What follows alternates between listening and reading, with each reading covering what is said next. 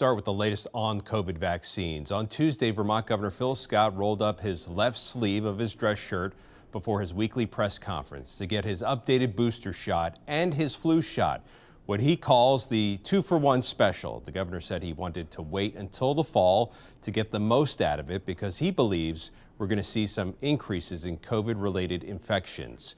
Which leads us into our first conversation this morning with Vermont's Commissioner of Health, Dr. Mark Levine.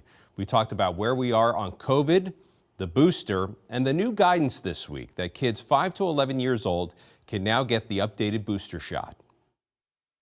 Dr. Mark Levine, thank you for joining us here on NBC5 In Depth. Great to be with you, Ryan. The big news this week, the FDA and the CDC authorizing the Pfizer and Moderna boosters for kids 5 to 11. What's your advice for parents? My advice to parents is the same advice that pretty much all of our pediatricians in the state of Vermont are giving, which is we know the vaccine is safe, we know it is protective, though we understand that kids aren't as adversely affected as adults most of the time. This should be one of the routine immunizations that kids get. And now that we have a newly formulated bivalent vaccine that covers both the original strain plus the new variants, BA4 and BA5. I think that it's a great idea to get this because even if you think your child is at low risk, you still have the possibility, because we're seeing so many more childhood infections, that even though the percentage getting into a hospital would be low, you have a greater probability of having an outcome like that the more kids that are sick. We also know that long COVID is still a real possibility that we want to protect our kids from as well. And kids can protect the vulnerable adults by themselves being vaccinated. Should the kids be getting the booster like we're advising adults to get the booster and the flu shot at the same time? There's great evidence that getting the shots together remains safe and both of them remain effective. So though it's not essential they do it that way, it certainly is easier to remember. And kids have been getting multiple shots for years now for other vaccines. Our community level right now is low right now. Are we in a good place heading into late fall and the winter? I think we're in as good a place as we can be right at this point in time. We've had continued low community level for the state at large for quite a few months now. Our hospitalizations, though they've ticked up a very tiny bit, are still only a quarter of where they were peak Omicron. And only a third of the people who are in the hospital with a COVID diagnosis are there because of COVID itself. They're often there for a different reason. We're seeing, thank God, very few deaths right now from COVID. I think we're in a very good place, and I think that place will get better with a even better vaccination performance. But we should still expect to see the uptick in the number of cases as we go into the winter. Is that fair to say? You know, right now, people are congregating more indoors. The weather has cooled off a bit. Right now, schools are back in session, so students are all congregating together.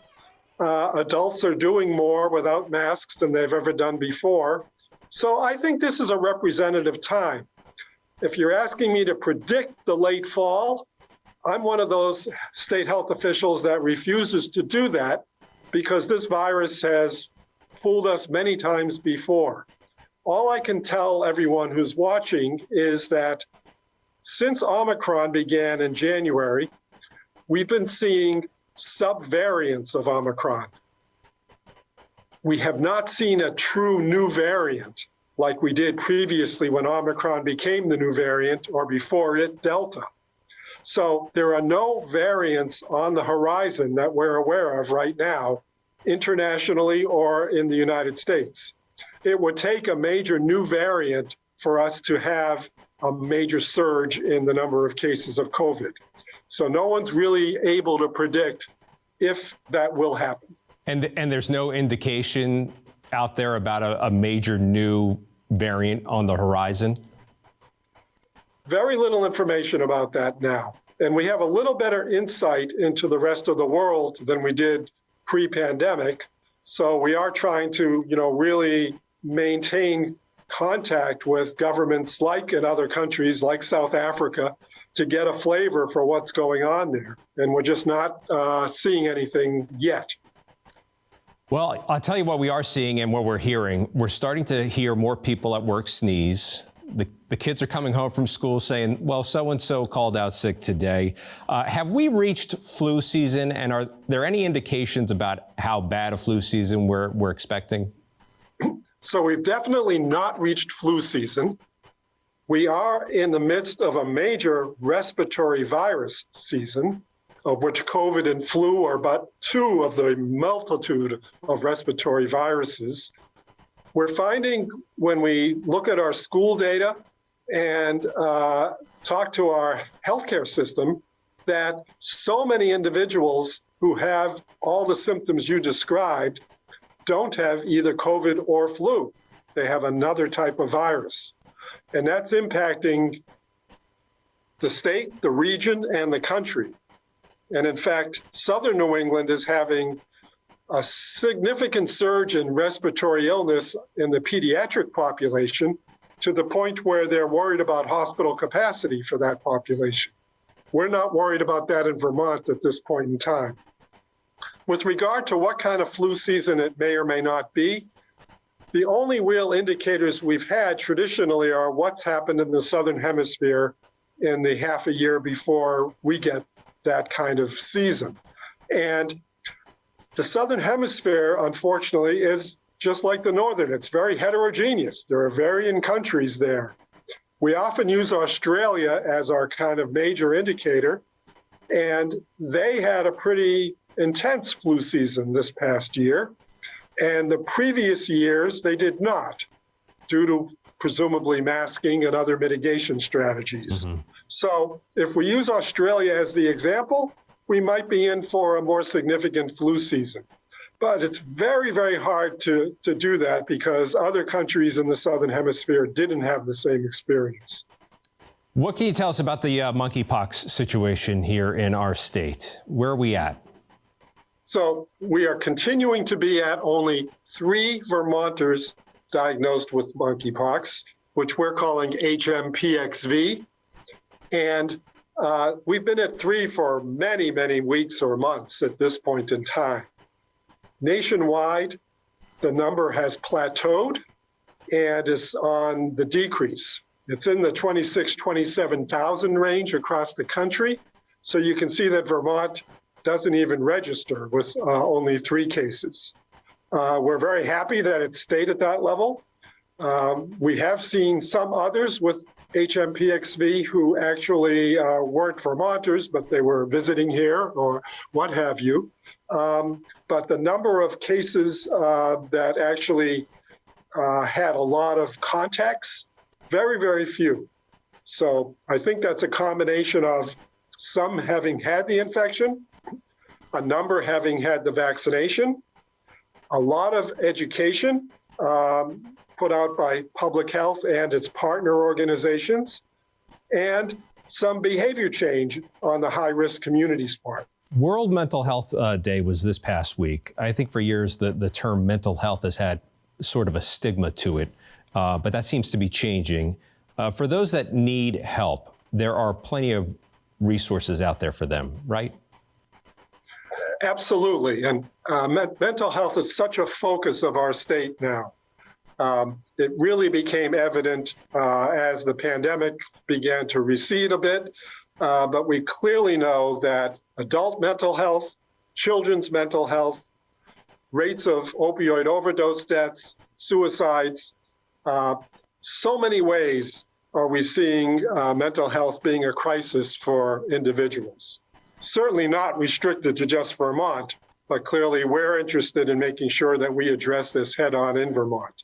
So there are abundant resources, but part of the understanding is just an awareness and a self-awareness, and as you point out, overcoming any stigma that might be associated with this.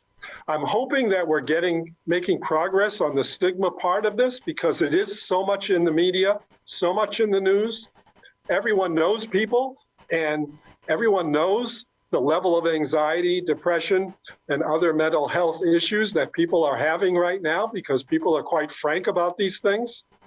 I would urge Vermonters who are on the moderate end of the spectrum, where they have symptoms they just haven't talked about but are truly troubled by them, to begin with their primary care practitioner.